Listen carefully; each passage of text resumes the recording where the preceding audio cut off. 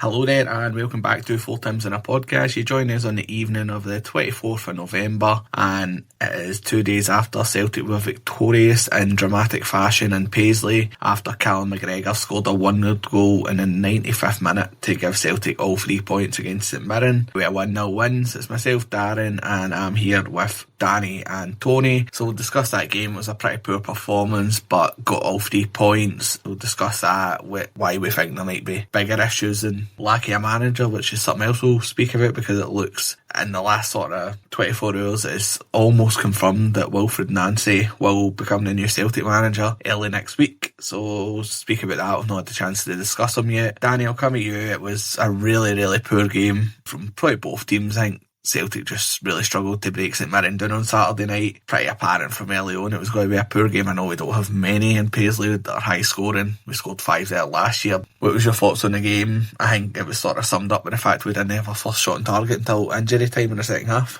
It wasn't great. I thought all the wee subtle changes about O'Neill's team, like getting the ball into the box quicker, moving the ball to the park quicker, that was kind of away. We're back to knocking the ball about again. St Mirren always make it difficult there. You know, a big physical team that like to get the ball forward. The two strikers can bully anybody's defenders, but I didn't think I thought the first 25 minutes we were lucky not to be behind, and then I thought after that it was a kind of really non-event. I thought we started the second half a wee bit better, we were a wee bit brighter, but it all died down a bit quickly, and I must admit I never seen the goal coming, which they usually come when I don't think they will come, so I'd already, I think, was it when Yang Cedar? I think I thought, well, that's done. As you say, that first shot on target, and then it's just a fucking wonder strike for the captain, who really deserves a lot better than what he's getting. I think he's a fucking fantastic player. He was everywhere on Saturday night. He was the only player, I thought he was the only player to get past marks in a Celtic jersey. There was the amount of overlapping runs he did on the right wing, on the left wing. He really tried his best, whilst it looked like the rest of them couldn't pass the ball to each other. But I just poor. But you know, it's turned out really well because Hearts have went and got beat yesterday, so you're now back to 4 and it's effectively 1. So it's turned into a really good weekend, and hopefully, touch wood, you know, God willing, you're looking back in May and saying that was a really important weekend, and you've went for effectively, we'll be 7 behind.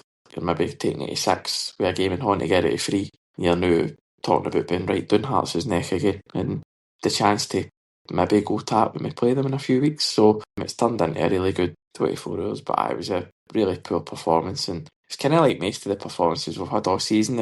And I just think that it was kind of, to me, it was like the kind of signal that the bounce that we got for O'Neill, as it always should have been, lasted until the international break, and it should have got a new manager in, but looks like maybe something's happening this week. But just poor, but great to get a win. And as much as I must admit, we were on here on Friday night and we were getting tore into the board and saying how much you're kind of a wee bit disillusioned with the football and that, but when you score a last minute winner, it does kind of make you feel better about life again. So I was happy about that, but a lot of work being done. Definitely, I was off my seat. I know the whole game I was watching. I think this is, like you say, this is why we needed a new manager. And I thought the team was so poor, like we were just so passive, and St Mirren missed a few good chances as well. And as I say, look, St Mirren's always got to give you a tough game. It took us until the last minute in the first game of the season as well to score, and it just felt like one of the games where we weren't going to really.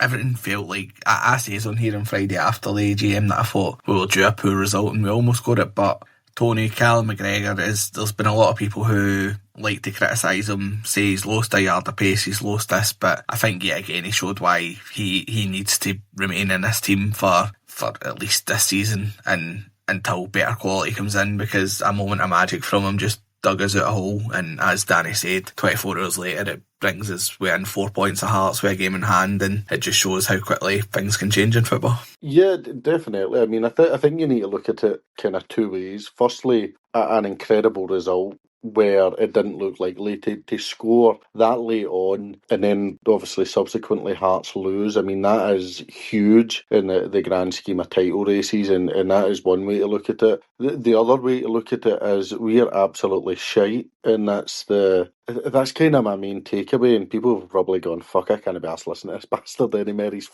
bringing everybody down. All he does is moan." But I'm kind of different for you two, and this is totally wrong for me. And I don't know why. I think it's just because of how disillusioned I am with everything. When the ball hit the net, I never moved, which is terrible, and that's on me. And I should be able to kind of differentiate for this whole board carry on and still enjoying the team winning. But I didn't really react, and that's not like me. Usually I'd be jumping up and down and fucking gone for a run with my tap off and waving it above my head, which you can testify to. But it's just, I don't know what it is. I think it's something I'll need to kind of work out myself how I feel about Celtic at the minute. Aye, look, a great result. I won't take that away. But normally you could say, the team stuck in there and dug in. I don't think it was that at all. I think it was one real moment of quality from a quality player and a very good captain. And Callum McGregor deserves all the credit in the world. But I thought the rest of the team, it was pitiful. I thought it was a really, really poor display.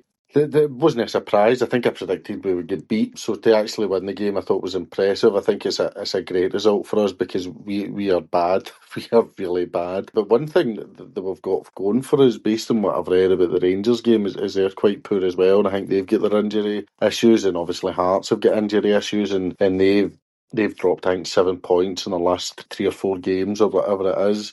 So it was a big moment. There's no two ways about it. I mean, as I've said before, I wouldn't be surprised if we finish third. I'll not be surprised if we win the treble. It just seems that close at the moment. But it was just a weird feeling. I think there was still a kind of hangover for the AGM, and obviously that was just infuriating. I think for as much as we ranted and raved about it, there were still so many points we didn't pick up, and I think that was having an impact as well. But look, you can't argue with the 3 points. It's another clean sheet for O'Neill. I don't think he's conceded a goal domestically, apart from, in the league, obviously conceded one against Rangers. So look, you're actually in a pretty good position whereby you win your game in hand and you beat Hearts, you're going to go top of the league, which is incredible because I think we're so bad. I really do, and I can't. And I'm not going to insult individual players. We've said that all before. It's not their fault. There's people playing for us where everybody knows they shouldn't be playing for us, including the players themselves. But I mean, fair play. They're still going out there. They're trying their best. They're just not very good. I think one thing for me that's extremely worrying is the fact that Yang came on before Balikwisha. I mean, Yang made it clear he wants to leave. And I guess that's kind of,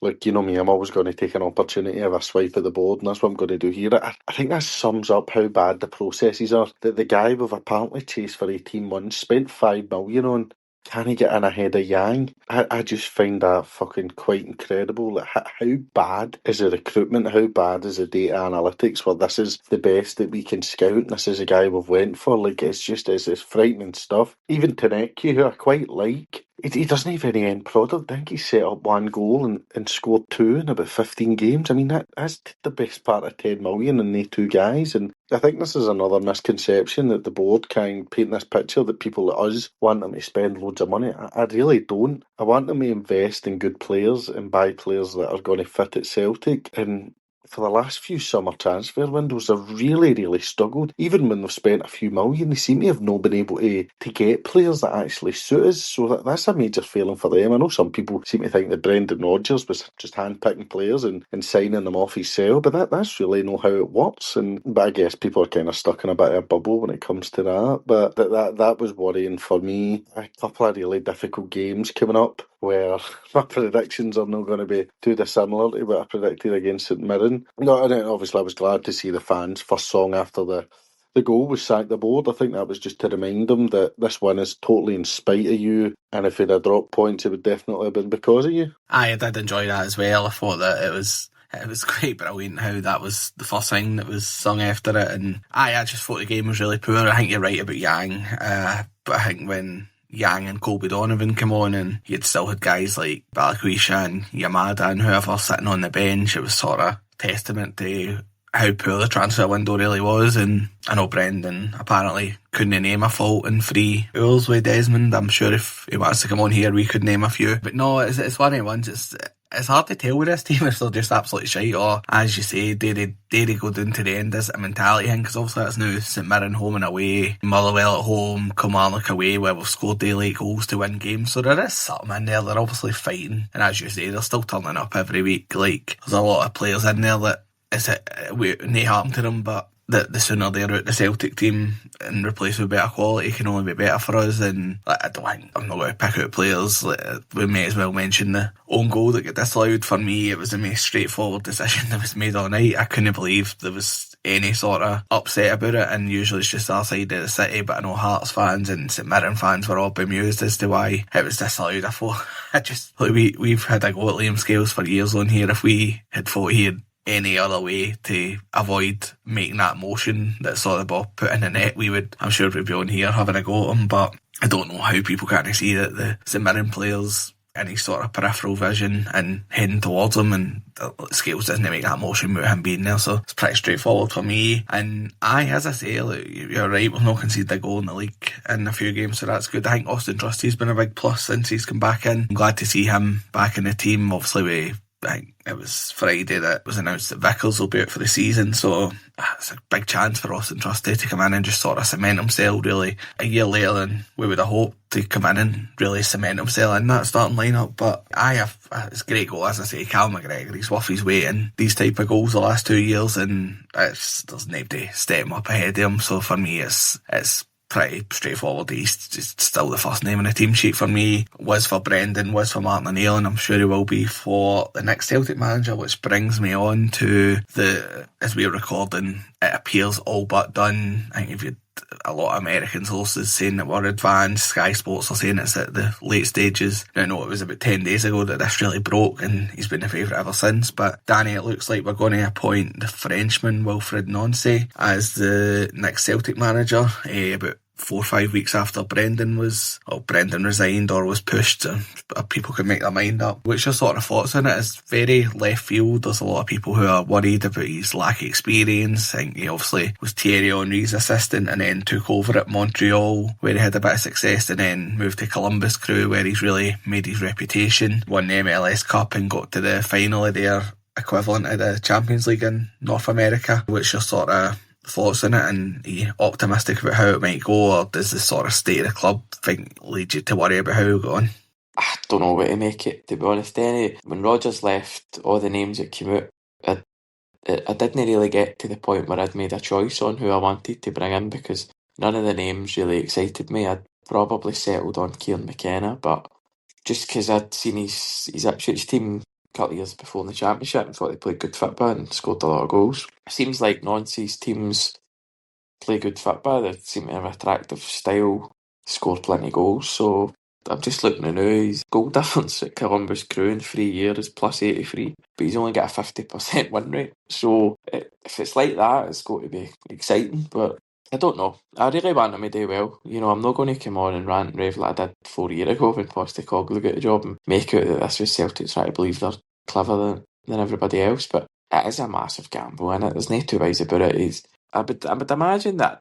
I mean, the American League, most of the teams would probably beat what's in Scotland. But in terms of coming over here, it's a massive job. It's almost as big a job off the pitch as it is on the pitch as Celtic manager, and you need somebody with a really strong mentality. He's, for what I've read and what I've watched, he seems to be quite outspoken and forthright, and seems to have a kind of strong personality, which hopefully will help him. But he needs to hit the ground running. There's going to be a lot of fans that as soon as we drop points, want him out the door. He's got a cup final that he really, really has to win a couple of weeks' time. The League Cup's always seen as the kind of lesser of the three trophies, but because it's the first one of the season, it often gives you a great chance to hit the ground running in a season, especially when you get a new manager. But I know Clement came in a couple of years ago and won it for Rangers, and it would only be the one game. Bank is massive for Nancy to win this, because if he doesn't, the media will be on him. He'll be another one of these daft foreigners that's coming over and try to take over Scottish football, and you know how they treat like Dyla and Mad Pedro and all that. They never really got any kind of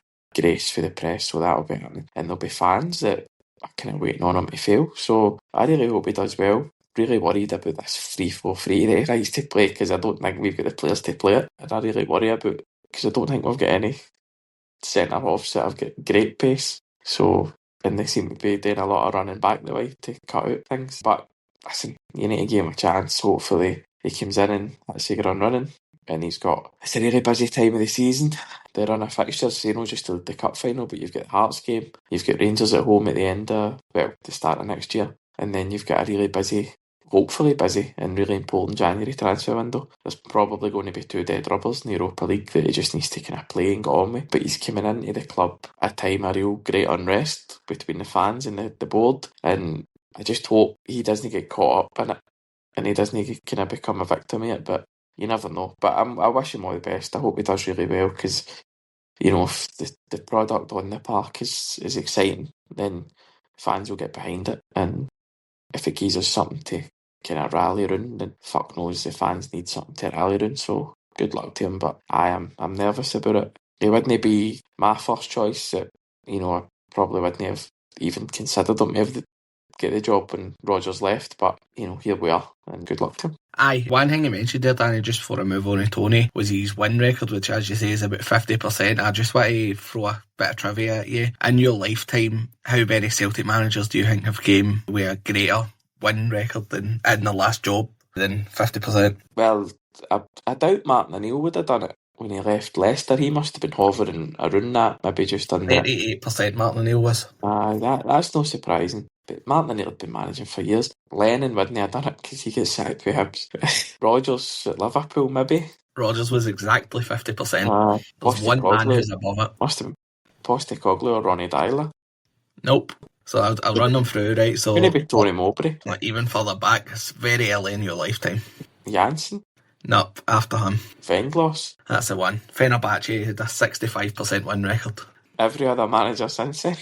Yep, so I'll go through them just to put people's mind at ease with that 50% one. Martin O'Neill came from Leicester, where he had a 38% win record. Gordon Strachan had a 35% win record at Southampton. Tony Mowbray had a 40% win record at West Brom. Ronnie Dyler had a 46% win record at Strongwoodset. Brendan was exactly 50% at Liverpool. Your friend of mine, Neil Lennon, was 47.9% at Hibs. Big Ange was 49.9% at Yokohama, and then when Brendan returned from Leicester, he had a 45% record at Leicester. So it's one thing that sort of puts my mind at ease that nobody's really keen. For that batter, you've took the 0.9, you've took the 1.5 length. He's getting fuck all from us ever. But no, I think it was Data Boys on X that I seen that, so I thought it was quite a handy stat that maybe if it's getting flung against brother Wilfried this summer, affectionately known him, then I think there's a bit of context needed. But Tony, what about you? What's your sort of thoughts on it? I'm slightly optimistic, but the one thing that worries me is that it sort of looks like an almost forward-thinking club that's making this sort of move where they're looking for an up-and-coming manager who's involved in analytics and who seems to have a positive trajectory, whereas I don't think Celtic are a forward-thinking club that are doing very well with analytics. So what's your sort of thoughts on it as it looks like it is about to be announced? I don't give a flying fuck about it. I had a fucking big rant and rave here ready to get tore into Lawwell and Desmond. You're hitting me with win percentages. I'm not interested in that. I'm right behind the guy. I quite like the idea of it. I just think he's coming to the club at just a terrible time whereby there's just everybody's fractured. Like, people are divided on the board. People are going to be divided on this. Look, I think people like us, we'll be right behind the guy. Like, none of this is his fault. But as Danny says, like, the second he drops points is going to be, we should just have kept Martin. Just have kept Martin. Oh my God, bring Martin back. It's got to be fucking torturous. If he loses a cup final, I don't know where he goes for there. Then he's got a big game against Hearts, but I guess he's got everything to win and everything to lose. I think it's going to be a rocky ride for him because, as I say, I don't think we're a very good team, and I think he's not going to have much time to kind of implement ideas. It's just going to be game after game after game. But fair play to him for taking it on. I was laughing at Danny saying he didn't consider Nancy when Rodgers resigned. That's because he didn't have a fucking clue who he was, would be my assumption there, because very much like Postecoglou, I'd never heard of him. You're absolutely correct, Tony. Yeah.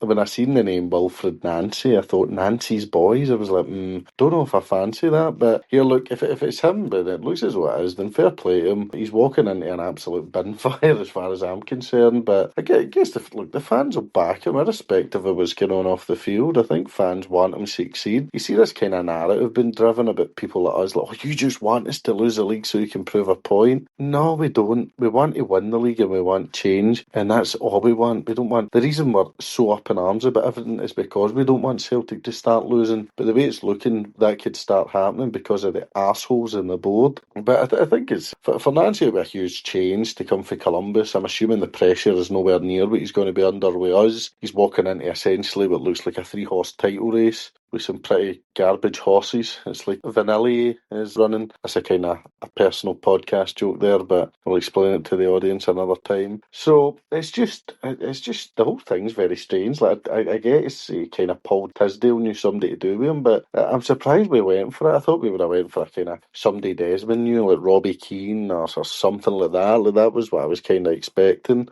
But no, look, best of luck to the guy. I think he's going to need it. But my thing would be, I think it would be very special if he could win the cup final. I think that would give him a lot of kind of such a significant boost. And I remember when Ange won that cup final in 2021, and one of my favourite games ever.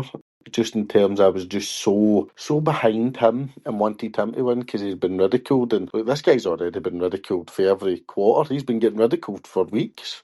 By our own fans, by opposition fans. Like this guy's walking in a laughing stock, and let's be honest, none of us really know much about him. So that's the kind of stuff that kind of gets me behind him. I will say one thing, and I'll need to explain myself here, because I don't mean this in an insulting way. I'll be delighted when Martin O'Neill leaves the club, because I've seen a few people kind of really turned on him. And I wasn't asked about his Jock Stein comments, right? I didn't really bother me. Like, Martin O'Neill's getting paid thousands off the board, and as I say, Dermot Desmond brought him in the first time. Like, he's never going to come out and say, fucking hell, that wee Guy Ross, that wee Desmond's wee boys are paying the arse. And he's never going to turn around and say that. I think it was the Cynic I heard get kind of hammered because they kind of went against him, but for me, I just wouldn't do that. I think we know he's in there to shield the board, and I think him kind of saying stuff kind of backing up the board, if you go against him, it gives fans an opportunity to go, oh my God, fucking stupid podcast, you're fucking slagging O'Neill, you hate Celtic, you hate O'Neill, when it's just bullshit. It's obviously not the case, so but that's why I'll be glad when he leaves. That takes away a kind of shield for them, and I wish him well. As I say, he's heightened his legacy. He's done us an unbelievable turn domestically, and we can be forever thankful for that. Obviously, that semi-final win was so nostalgic, and it was brilliant for everybody. So, but no, I'll be really happy when he does leave. I think he should never have been here for any length of time. It looks as though his domestic record's going to be near enough immaculate. I don't know what's going to happen against Hibs. As for Feyenoord during the week, I couldn't really give a fuck. Europe's done. The board decided that Europe wasn't an option this year, that we weren't really going to invest to do anything in it. So that's it done as well. I know I'm fucking miles off on a tangent, shock horror, but I just want to kind of put this point in, and it's absolutely nothing to do with what you asked me, which is again the norm, but it came into my head earlier, and I was thinking about where this is all going to go with the board and Desmond and everything like that, and just reading the comments, and I think there was a lot of really nice comments about our episode on YouTube and then Facebook, a lot of people saying we're fucking assholes, which is their opinion. My thinking still is that the Desmonds are going to remain. They're going to win, and Lawwell will dig his heels in. But this is the one positive I've kind of taken from it. And again, this is extremely bitter of me, but it's the only kind of positive I can draw. Is like in 20, 30, 40 years from now, there's going to be at least, I'd say 50% of the Celtic support that when they're asked, what did you think of Peter Lawwell and Dermot Desmond? A lot of them, people like us, if we're still here or our relatives, can turn around and go, they were parasitical cunts. And there's nothing they can do to change that legacy now. Doesn't matter all the domestic success they had. Doesn't matter a fuck. When it's all said and done, there's going to be so many people, the real Celtic fans, that will turn around and go, what a bunch of bastards. And that's kind of going to be their legacy for a lot of people. There's obviously other people. I mean, there's people out there that think fucking Dermot Desmond's more important than Jock Stein. Like, they'll be going, oh, Dermot scored the winner against Aberdeen for the Invincible treble, and I remember Dermot's fucking screamer for fucking 40 yards against Rangers and his last minute header against them. Like, there'll be people like that, but there'll be a lot of people that'll be ready to say arseholes. So aye, that's my positive spin on they two, because I think overall they kind of guys will win the war. Unfortunately, people aren't going to full scale boycott or do the actions that are required to really put the shite up them, and I don't blame them. Look, football's an escape, but I feel for myself, I'm now trying to escape the escape. I'm trying to do other things to avoid it. So, but that's just where I'm at. I'm obviously fucking really far down the falling out with Celtic route, and understand there's so many people that it's just a life. And just another point I have to raise.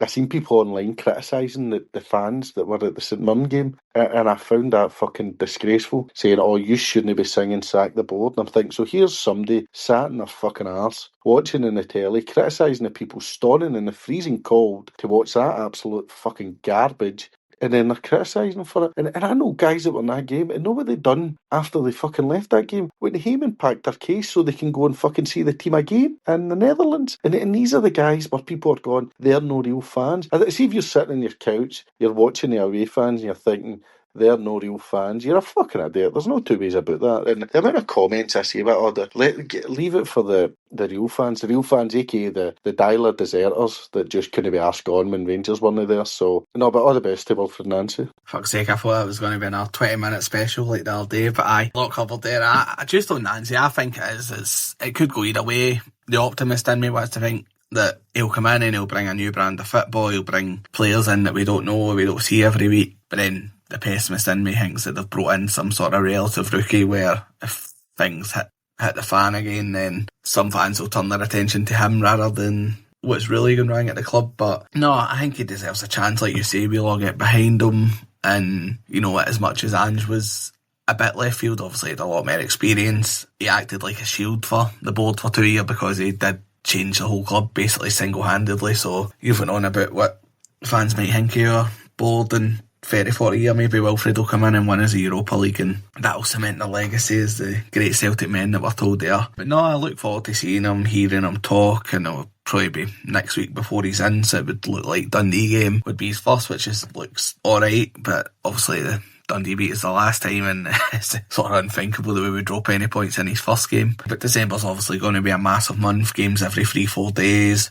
European games, as you say, we're sort of not taking much interest in it. None of us are going to European games this year. But you've got, I think Hearts play Motherwell away next, which is a tough game for them. If we go and win at Easter Road, then if they drop points there, it does give us the chance to go top of the league against them when we play them a week on Sunday. So it would just be such a good look for him if he came in and done that straight away. As you say, gets the chance to win silver while we're in 3 weeks as well. If he beats St Mirren, look, I know they're a decent team, well set up, but you've got to fancy us in that. And then obviously a derby in the 3rd of January or whenever it is, it gives you opportunities for it to go very well or very, very poorly, and it remains to be seen. But look, Celtic fans, you're meant to be optimistic. I know it's hard in these sort of times when Ryan be a shower of shite, but I hope he comes in and hits the ground running. And you know what, the one thing about Desmond hating Rodgers, maybe just gives this guy a war chest in January and we spend 30 million and we just win the league by 40 points, because I don't think the two that'll hopefully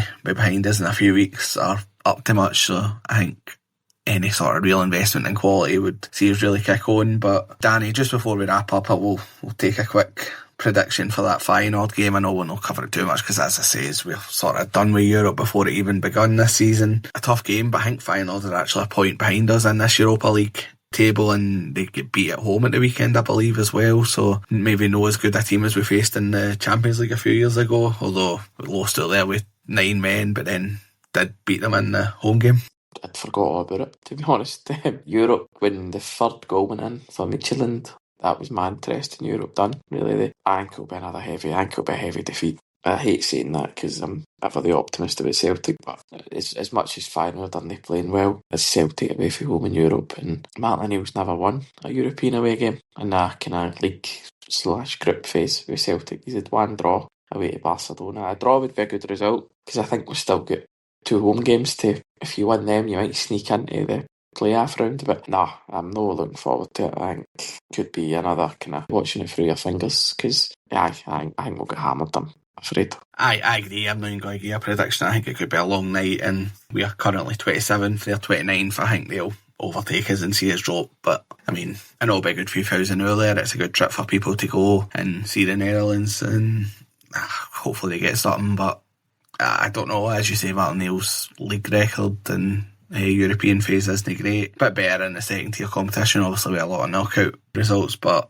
Tony, I know you've said you're not optimistic. You want to add into that, and at least we'll not be bottom of the table, because there's only certain terrible teams with 0 points at this stage. Yes. When all said and done, we'll still be ahead of our rivals, the Rangers, who actually incidentally sacked their incompetent CEO today, but never mind all that. We can get a laugh at them. No, I think we'll get fucked. I think we'll get beat 3-1. I was actually there 2 years ago when we played there the last time, back when I was a real supporter, but obviously that's not me now, so I'll be watching from the couch or behind the couch probably. Despite how bad they are, I kind of keep repeating myself, I don't think they're particularly good. So yeah, I think we'll get beat 3-1. Goals for Feyenoord, no idea, don't know who plays for them. Goal for us, who cares? Again, as you say, I mean, Europe's done. If we could forfeit the game 3-0, I would do it and just keep everybody in training and let Nancy come in, to be totally honest. But no, it's just a game you're looking to get out of the way. If you can get out of it without any injuries, I think that would be perfect. But yeah, just too big an ask for this squad. Aye,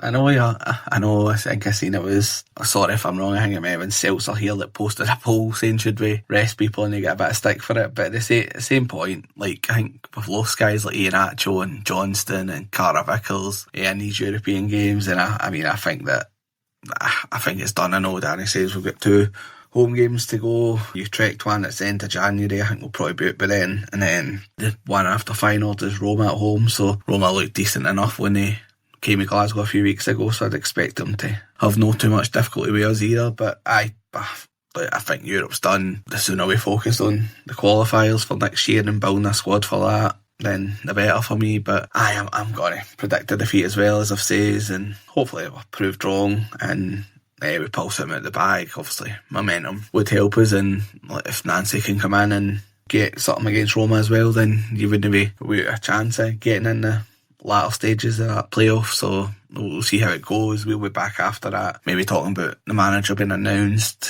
Probably not wanting to talk about the European game on Thursday if it's a heavy defeat, but we've also got a game against Hibs, which looks like it might be Martin O'Neill's last game, so we'll be back to preview that later in the week. As Tony sort of picked up on, we get a load of massive positive comments on YouTube for our last episode. We do appreciate that. Thanks to everybody that's been liking and leaving comments and subscribing to our YouTube. It does help us out, and we appreciate it, so we'll keep the content coming for you, and hopefully we'll get positivity somewhere down the line, although these days all seem to enjoy Tony's rants, so I mean, might not be good for his health, but gives you a bit of stress relief, so we'll see how it goes. But as I say, we'll be back later in the week to discuss, who knows at this point, it changes every day with Celtic at the moment. But if you're heading to Rotterdam, enjoy it, and we'll speak to you later in the week. It'll help.